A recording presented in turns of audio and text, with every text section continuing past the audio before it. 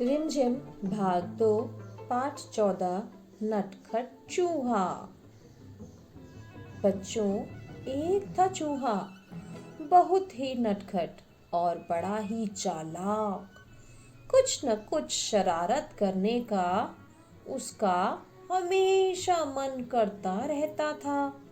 एक दिन उसने अपने दिल में सोचा, आज मैं शहर जाऊंगा।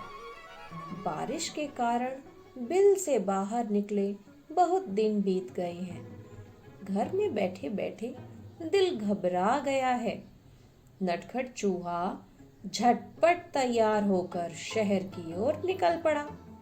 वह मस्ती से झूमता हुआ चला जा रहा था कि रास्ते में उसे एक बड़ी सी कपड़े की दुकान दिखाई दी। दुकानदार अपनी दुकान खोलकर अंदर जा ही रहा था कि नटखट चूहा भी चुपचाप उसके पीछे से अंदर चला गया। जैसे ही दुकानदार अपनी जगह पर बैठा, उसकी नजर चूहे पर पड़ी। दुकानदार ने कहा, अरे तू मेरी दुकान में क्या कर रहा है? चल भाग यहाँ से। चूहा बोला, मैं अपनी टोपी के लिए कुछ कपड़ा खरीदने आया हूँ। दुकानदार हंसा, हट यहाँ से, मैं चूहों को कुछ नहीं बेचता।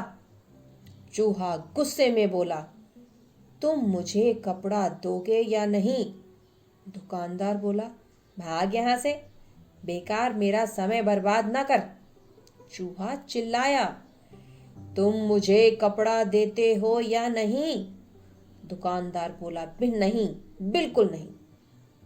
इस बार नटखट चूहे ने गाना गाया, रातों रात में आऊंगा, अपनी सेना लाऊंगा। रातों में रात में आऊंगा, अपनी सेना लाऊंगा। तेरे कपड़े कुतरूंगा, तेरे कपड़े कुतरूंगा। दुकानदार डर के बोला, चूहे भैया ऐसा ना करना, मैं अभी तुम्हें रेशमी कपड़े का टुकड़ा देता हूँ। और उसने चूहे को रेशमी कपड़े का टुकड़ा दे दिया। कपड़ा लेकर चूहा उछलता कूदता दुकान से बाहर निकल गया। फिर वह एक दर्जी की दुकान में आग पहुंचा। चूहे ने कहा, दर्जी जी, मुझे तुमसे कुछ काम है। काम? क्या काम? दर्जी ने गुस्से से पूछा। चूहे ने दर्जी को रेशमी कपड़ा दिया और कहा, कृपया यह टोपी सिल दीजिए। दर्जी हंसा, चल हट यहाँ से, मेरा समय खराब न कर, मेरे पास तेरा काम करने का समय नहीं है। दर्जी ने कहा। अब चूहे को गुस्सा आ गया। वो जोर से चिल्लाया, तुम मेरी टोपी सिलोगे या नहीं? नहीं नहीं नहीं, दर्जी ने कहा। तो ठीक है, चूहा बोला और गाना गाने लगा, रातों रात में आऊंगा, अपनी सेना लाऊंगा। रातों रात में आऊंगा, अपनी सेना लाऊंगा। तेरे कपड़े कुतरूंगा, तेरे कपड़े कुतरूंगा। दर्जी ने कहा, चूहे भैया ऐसा न करना, मैं अभी तुम्हारी टोपी बनाता हूँ। और थोड़ी ही देर में दर्जी ने चूहे के लिए सुंदर सी रेशमी टोपी तैयार कर दी। नटखट चूहे ने उसे पहना और फिर अपना चेहरा आईने में देखा। यह टोपी तो एकदम सादी है, मैं इस पर चमकीले सितारे लगवाऊंगा, चूहे ने सोचा। वह कूदता फांदता दुकान से बाहर निकल गया। वह सड़क पर शान से चल रहा था कि उसकी नजर एक छोटी सी दुकान पर पड़ी, जहां सुनहरे और रुपहले सितारे बिक रहे थे। यानी सुंदर सुंदर गोल्डन अलग अलग तरह के सुनहरे और रुपहले सितारे बिक रहे थे। अंदर जाकर वह इधर उधर उछलने लगा। दुकानदार ने कहा, अरे चल यहाँ से, तू यहाँ क्या करने आया है?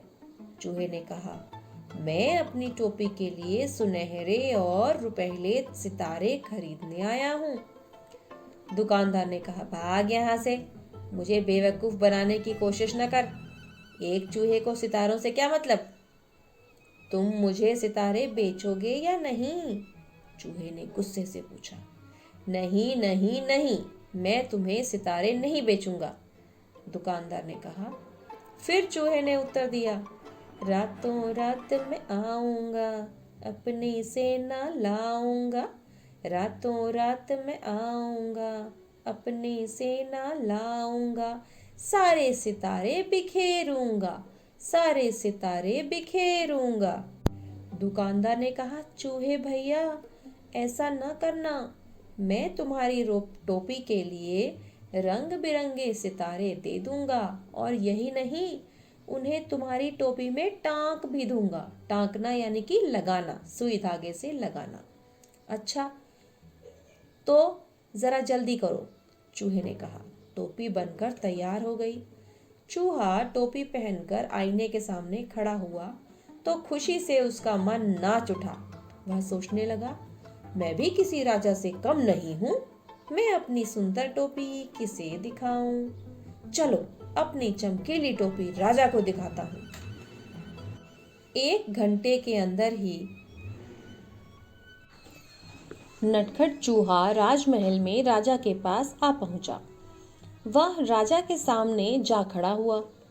राजा अचानक चूहे को देखकर बहुत हैरान हुआ। उसने पूछा, अरे, तुम यहाँ क्या कर रहे हो? चूहे ने कहा, महाराज, पहले ये बताइए कि मैं इस टोपी में कैसा दिख रहा हूँ? राजा ने जवाब दिया, वाह, तुम तो एकदम राजकुमार लग रहे हो। चूहा झटपट बोला, अच्छा, तो फिर उतरो गद्दी से, यहाँ मैं बैठूंगा। राजा को हंसी आ गई। उसने कहा, भाग यहाँ से, मेरा सिंहासन चूहों के लिए नहीं है, केवल एक राजा ही इस पर बैठ सकता है। चूहे ने पूछा, तो क्या तुम मुझे अपनी गद्दी नहीं दोगे? बिल्कुल नहीं, मैं तुम्हें अपना सिंहासन नहीं दूंगा। राजा ने उत्तर दिया। सिंहासन यानी कि राजा की सीट जिस पर राजा बैठता है। तो तुम नहीं उतरोगे? चूहे ने फिर से पूछा। नहीं नहीं, राजा अपनी बात पर अड़ा रहा। राजा ने आदेश दिया, पकड़ लो इस चूहे को। सिपाही चूहे को पकड़ने दौड़े। चूहा सरपट उनके बीच से निकल गया। सरपट यानी फटाफट से। और सिपाही एक के ऊपर एक गिर पड़े। अब चूहे ने अपनी कमर पर हाथ रख कर कहा, रातों रात मैं आऊंगा, अपनी सेना लाऊंगा।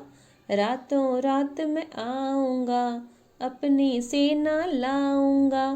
तेरे कान कुतरूंगा, तेरे कान कुतरूंगा। राजा ने सोचा, चूहों की फौज तो पूरे महल को तहस नहस कर देगी। वो डर से कांपने लगा।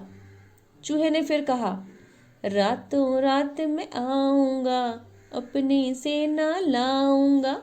रातों रात मैं आऊंगा, अपनी सेना लाऊंगा। तेरे कान कुतरूंगा, तेरे कान कुतरूंगा। राजा डर से कांपने लगा। कांपती आवाज में उसने कहा, चूहे भैया, तुम बेकार में नाराज हो रहे हो। मैं अपनी गद्दी से अभी उतरता हूँ और तुम शौक से जितनी देर चाहो इस पर बैठ सकते हो। चूहा बहुत खुश हुआ। शान से वह सिंहासन पर बैठ गया और काफी देर तक वहां आराम करता रहा।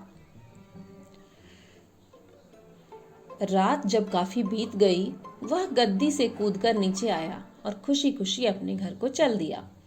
उसने शान से अपनी चमकीली टोपी अपने सभी साथियों को दिखाई। सभी दोस्त उसकी कहानी सुनना चाहते थे। तो देखा, ये चूहा कितना नटखट था। तो आइए अब देखते हैं इस पाठ के प्रश्न उत्तर। दर्जी चूहे की किस बात से डर गया? चूहे ने दर्जी को कहा कि वह रात को अपनी सेना लेकर आएगा और उसके सारे कपड़े कुतर डालेगा। उसकी यह बात सुनकर दर्जी डर गया। चूहा टोपी क्यों पहनना चाहता था? चूहा स्वयं को अच्छा दिखाने के लिए टोपी पहनना चाहता था। दर्जी ने चूहे की टोपी सिलने से क्यों मना कर दिया? चूहे की टोपी सिलने के बाद सादी लग रही थी। वह उसे सुंदर बनाना चाहता था, इसीलिए उसमें सितारे लगवाना चाहता था। दर्जी को लगा कि एक छोटा सा चूहा क्या कपड़े पहनेगा, इसीलिए उसने उसकी टोपी सिलने से मना कर दिया। बारिश के मौसम में ऐसा क्या होता है जिससे चूहा अपने बिल में से निकल नहीं पाया होगा? बरसात के कारण सड़कों पर चारों तरफ पानी ही पानी भर गया होगा, इसलिए चूहा अपने घर से नहीं निकल पाया होगा। क्या तुम्हें भी चूहा नटखट लगा? क्यों? हाँ, चूहा हमें भी नटखट लगा। उसने अपने नटखटपन से राजा, दुकानदार, दर्जी, सितारे वाले तक को परेशान कर दिया था। कपड़े वाले ने, दर्जी ने, सितारे वाले ने चूहे की बात पर ध्यान नहीं दिया। तुम्हें इसका कारण क्या लगता है? कपड़े वाले ने, दर्जी ने, सितारे वाले ने चूहे की बात पर ध्यान नहीं दिया क्योंकि वह छोटा सा जीव था। उन्हें लगा कि ये हमारा क्या बिगाड़ सकता है।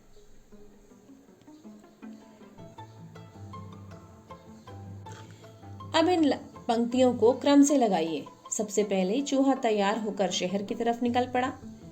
फिर चूहे को रेशमी कपड़े की कतरन मिली। दर्जी ने चूहे की टोपी सिल दी। चूहा दुकानदार के पास सितारे लेने गया। चूहा राजा के दरबार में गया और अंत में चूहा सिंहासन पर बैठ गया। चूहा अपने कामों के लिए बहुत से लोगों के पास गया। इन कामों के लिए तुम किसके पास जाओगे? कपड़ा खरीदने, कपड़ा बेचने वाले के पास या दुकानदार के पास? लकड़ी की कुर्सी बनवाने, बढ़ई के पास? किताब पर जिल्द चढ़वाने, पुस्तक विक्रेता के पास? बाल कटवाने, नाई के पास? मोहल्ले की रखवाली करवाने, चौकीदार के पास?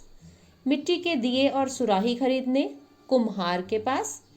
माँ की घड़ी ठीक करवाने, घड़ी साज के पास? जो घड़ी ठीक करता है उसे हम घड़ी साज कहते हैं।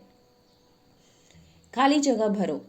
इस कमरे में 2 खिड़कियां हैं। हम यहाँ पर बहुवचन का प्रयोग कर रहे हैं, खिड़की, खिड़कियां। तो यहाँ एक से अधिक है, इसलिए 2 खिड़कियां हैं। बुआ समीना के लिए ढेरों, ये भी एक से अधिक है, कापियां लाई। मैदान में फुटबॉल खेल रही है। अब आप ध्यान देंगे, खेल रही है यानी कि सिर्फ एक लड़की है, तो हम यहाँ पर लिखेंगे, अगर है तो हम लिखेंगे लड़कियां मैदान में फुटबॉल खेल रही हैं। है के ऊपर बिंदु लगा है जो कि बहुवचन का प्रतीक है।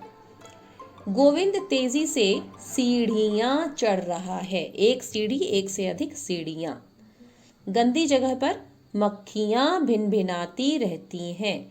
एक होगा तो मक्खी और एक से अधिक होंगी तो मक्खियां। तुम बजाज होते तो चूहे को कपड़ा देते या नहीं, और क्यों? अब बजाज किसे कहते हैं?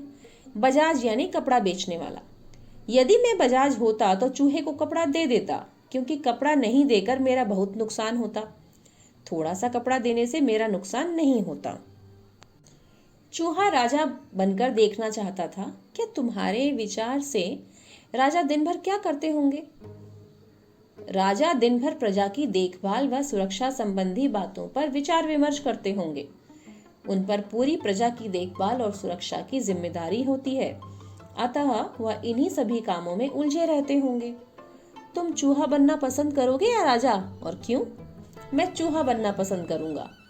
राजा का जीवन तो बहुत कठिन होता है। उसकी अधिकतर उम्र युद्ध करने में ही बीत जाती है। वह अपने राजमहल तक में सुरक्षित नहीं रहता। उसके विद्रोही उसे मारने को आतुर रहते हैं, अतः वह कैदी जैसा जीवन जीता है। चूहा एक स्वतंत्र प्राणी होता है, इसलिए मैं चूहा बनना चाहूंगा। दर्जी अपने काम में कैंची, फीता, मशीन, धागा आदि का इस्तेमाल करता है। ये लोग किन चीजों की मदद से अपना काम करते होंगे? बढ़ई, आरी और हथौड़ा। रसोइया, करछी और चिमटा। डॉक्टर, स्टेथोस्कोप और दवाइयाँ। कुम्हार, चाक और मिट्टी। चित्रकार, रंग और ब्रश। किसान, हल और बैल। दर्जी शब्द में र की आवाज आती है, जिसे ऊपर निशान लगाकर लिखा जाता है। ऐसे ही कुछ और शब्द लिखो। सबसे पहले हम आपको ये बता दें कि ये मात्रा रेफ की मात्रा कहलाती है और रेफ की मात्रा हमेशा वर्ण के ऊपर ही आती है, जैसे कि मर्जी, घर, सर्दी, धर्म, गर्मी, कर्म।